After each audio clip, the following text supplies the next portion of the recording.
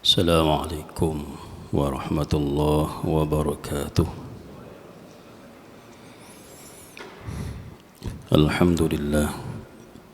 الحمد لله الذي أرسل رسوله بالهدى ودين الحق ليظهره على الدين كله وكفى بالله شهيدا. أشهد أن لا إله إلا الله وحده لا شريك له وأشهد أن محمدا عبده ورسوله لا نبي بعده. اللهم صل وسلم وبارك على سيدنا محمد وعلى آله وأصحابه أجمعين، ما بعد. قال تعالى في كتابه الكريم: أعوذ بالله من الشيطان الرجيم، بسم الله الرحمن الرحيم. يا أيها الذين آمنوا اتقوا الله وقولوا قولا سديدا يصلح لكم أعمالكم ويغفر لكم ذنوبكم ومن يطع الله ورسوله فقد فاز فوزا عظيما. وقال النبي صلى الله عليه وسلم أو كما قال: سلامة الإنسان في حفظ اللسان. صدق الله العظيم وصدق رسوله النبي الكريم ونحن على ذلك من الشاهدين والشاكرين. Alhamdulillah, syukur kita ucapkan kehadirat Allah Subhanahu wa Ta'ala atas segala nikmat yang tak terhingga yang diberikan kepada kita semuanya, sehingga kita bisa berkumpul sholat berjamaah di masjid yang mulia ini, Masjid Darul Ilmi STIK. Sholawat serta salam mari kita curahkan kepada junjungan Nabi besar kita Nabiullah Muhammad sallallahu alaihi wasallam beserta sahabat-sahabatnya yang telah senantiasa setia mengikutinya hingga akhir zaman nanti. Pada kesempatan yang lalu kita sudah membahas tentang bab hifdzul lisan, yaitu bab tentang menjaga lisan.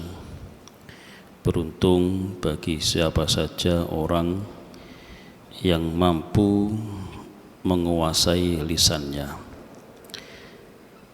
Beruntung siapa saja orang yang rumahnya terasa luas walaupun tidak terlihat dari zahir luas.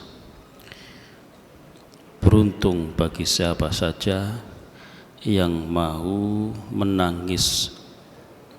menangisi kesalahannya di hadapan Allah Subhanahu wa Ta'ala. Itu orang-orang yang beruntung.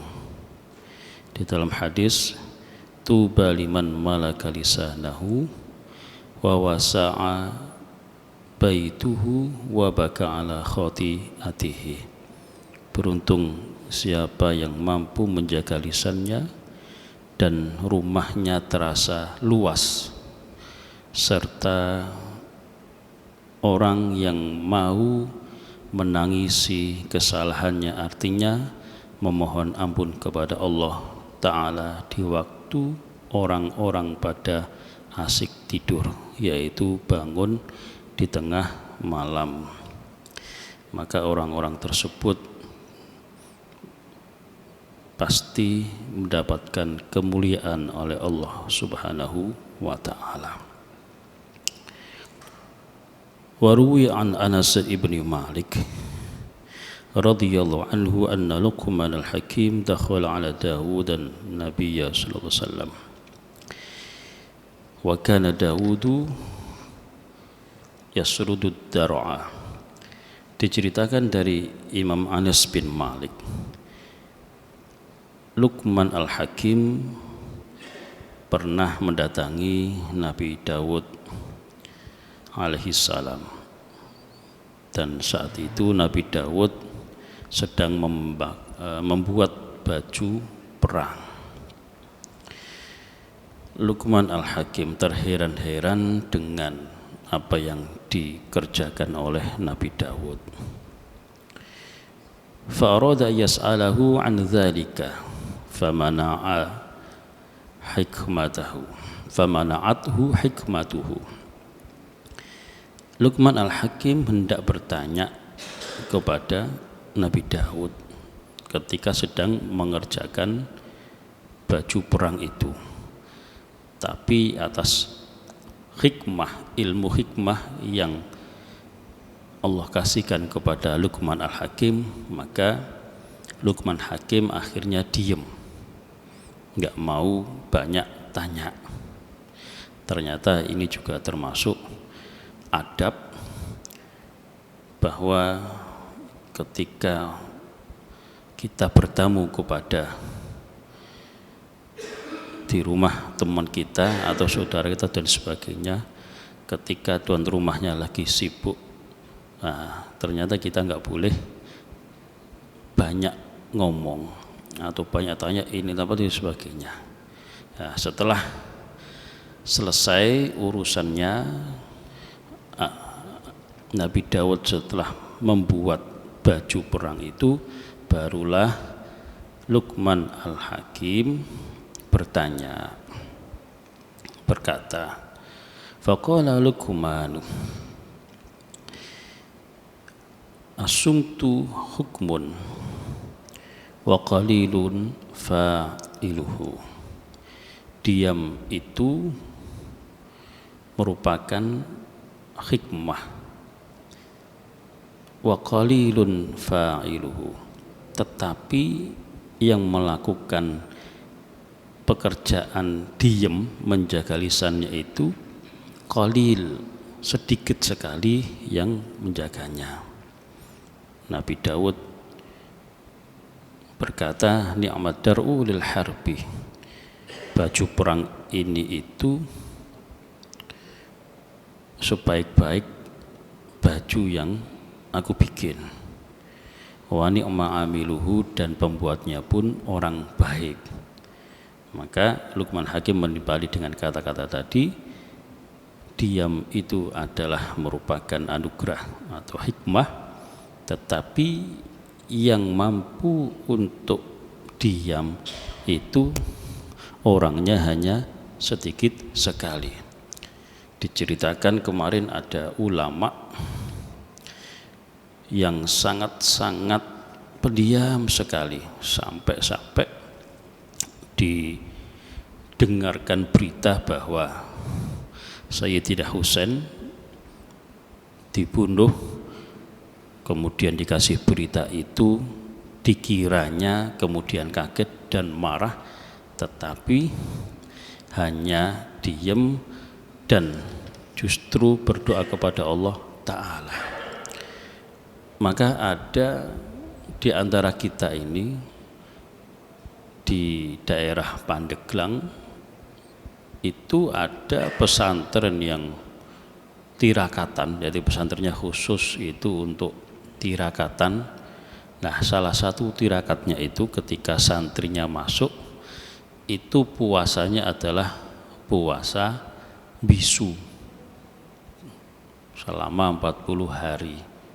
Jadi diem aja kecuali membaca Al-Quran, supaya dengan diemnya itu mengekang hawa nafsunya untuk ngomong yang macam-macam. Dan ini ternyata sangat efektif sekali. Setelah 40 hari diem gak ngomong, berarti kalau ngomong sesamanya itu, sesama santrinya, pakai isyarat. Sekali saja mengucap berarti batal, harus mengulang dari nol lagi itu. Dan ya tentunya santri model seperti ini ya sangat sedikit, tidak lebih, yang lolos tidak lebih dari 40 santri yang lolos di pesantren itu, jadi sedikit sekali, tetapi hasilnya sangat luar biasa.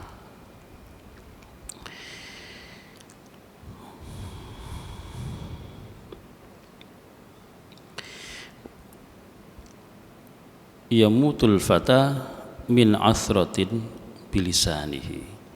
Dijelaskan dalam syair, seseorang itu bisa mati karena tergelincir oleh lisannya.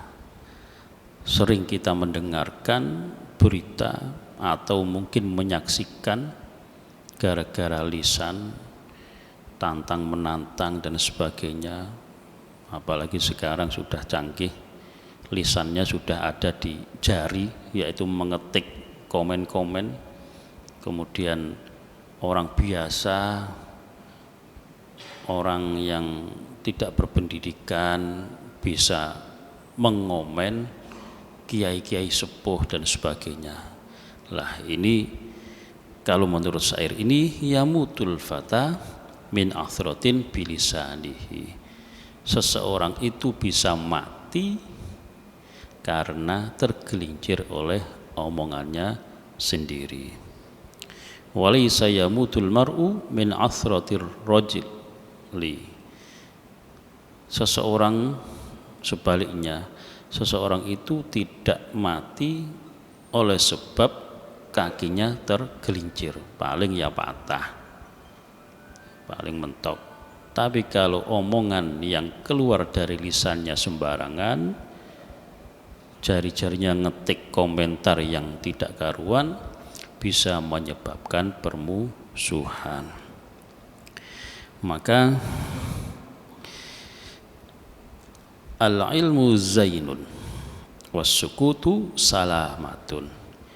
Ilmu itu merupakan perhiasan dan diem itu lebih selamat, merupakan keselamatan. Fa idza nataqta fala takun miktharon.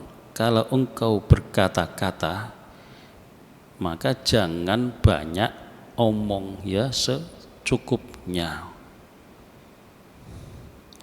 Ma in nadamta ala sukutin marrotan. Engkau akan menyesali, engkau akan tidak akan menyesali dengan diammu yang sekali diam, kita enggak akan menyesal.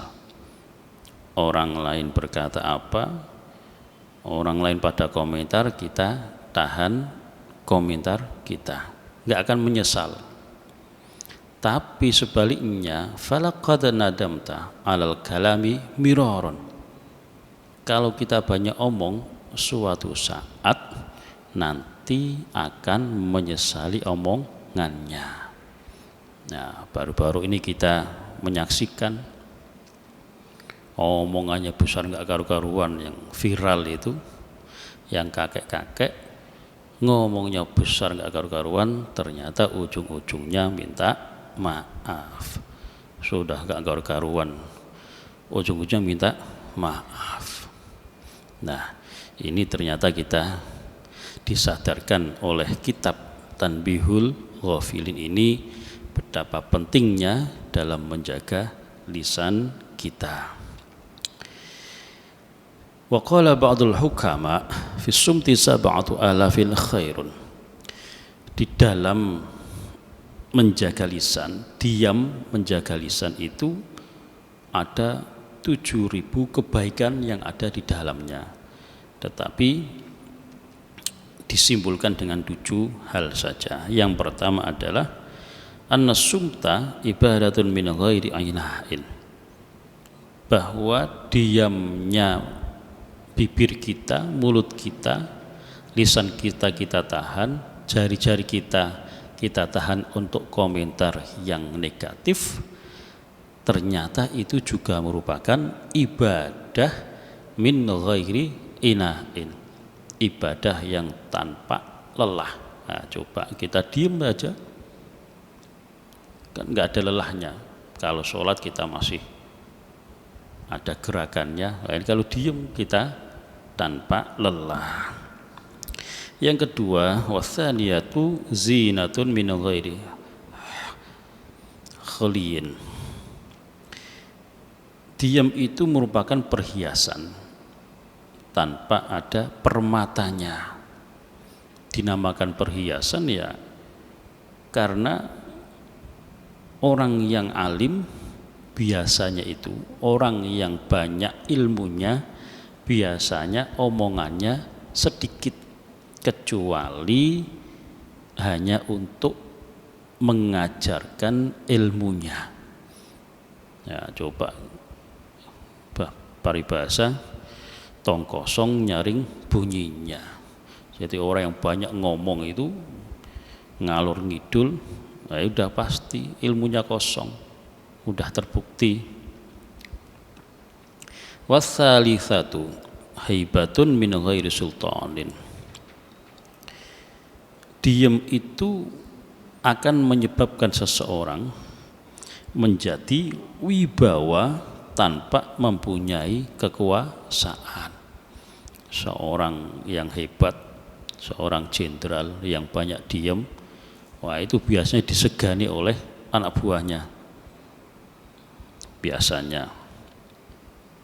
Atau seseorang yang biasa saja tetapi diem, banyak diamnya, maka dia berwibawa tanpa mempunyai kekuasaan. Warrabi'atu khisanun min ghairi haidin. Diam itu akan menjadikan seseorang menjadi benteng min ghairi haidin, yang tanpa dinding, tanpa tembok. Ya, orang nggak akan mengerti sedalam apakah ini ilmu seseorang ini lah. Senangnya diem, nggak banyak ngomong, giliran mengeluarkan ilmunya, wah ternyata dalam banget ilmunya. Wal khamisatu al istighna'u 'anil i'tidhari ila ahadin. Bahwa diam itu merupakan kekayaan tanpa merendahkan orang lain.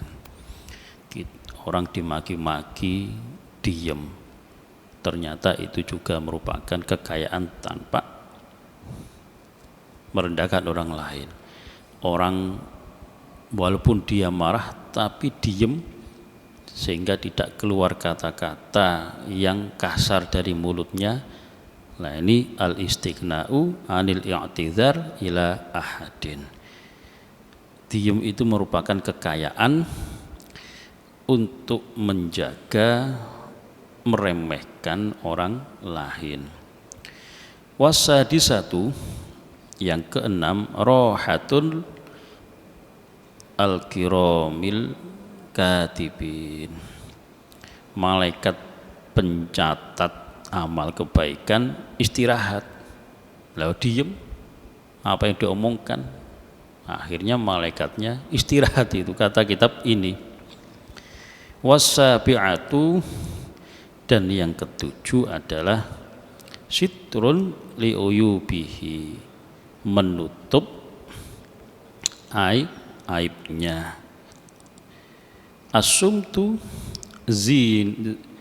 zinatun lil alimi. Diam itu merupakan perhiasan orang yang berilmu. Wasitrun lil jahili, dan merupakan tirai atau penjara bagi orang yang bodoh. Orang yang berilmu tinggi itu biasanya banyak diemnya dan tidak nampil di publik, nggak seneng ditampil-tampilkan di publik.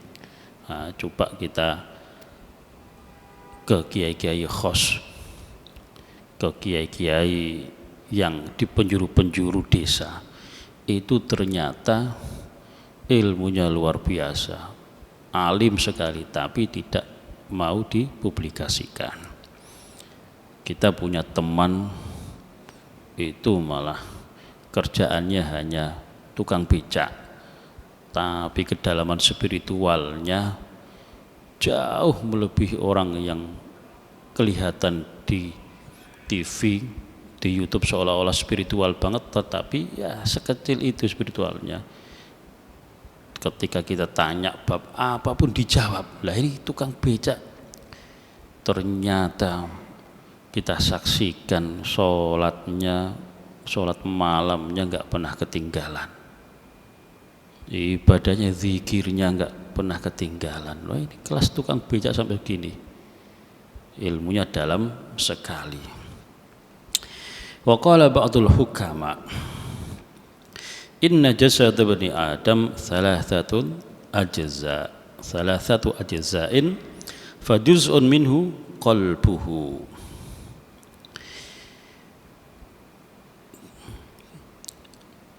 Jasad anak Adam, yaitu manusia, itu mempunyai 3 bagian. Bagian pertama adalah qalbuhu, hatinya. Wasani lisanuhu, yaitu lisannya. Watsalitsu al-jawarihu, yaitu anggota badan yang lain. Wa qad akramallahu ta'ala kulla juz'in bi karamatin. Allah memuliakan setiap bagian itu dengan kemuliaan. Fa akramal qalba bi ma'rifatihi wa tauhidihi. Allah memuliakan hati yang ada di batin kita ini, ada di dada kita ini, dengan ma'rifat kepada Allah dan tauhid kepadanya. Jadi orang kalau iman kepada Allah itu, hatinya pasti akan dimuliakan oleh Allah Ta'ala. Wa akramal lisan bi syahadatin alla ilaha illallah wa tilawati kitabihi. Allah memuliakan lisan ini dengan menyaksikan syahadat tidak ada Tuhan selain Allah dan membaca kitabnya. Artinya kalau lisan kita itu mau dimuliakan oleh Allah, perbanyaklah zikir, membaca Al-Quran. Kalau tidak bisa baca, maka paling tidak kita berzikir sebisa kita. Bisanya la ilaha illallah, ya la ilaha illallah. Bisanya subhanallah, subhanallah. Bisanya istighfar, juga istighfar. Teringat tukang roti, bikin roti sendiri, bisa mendatangkan ulama terkenal saat itu, kalau nggak salah Abu Hanifah, kalau nggak salah. Abu Hanifah tidur di masjid, ternyata diusir oleh marbotnya. Nggak boleh tidur di sini, nggak boleh tidur di masjid, ya kira-kira begitu.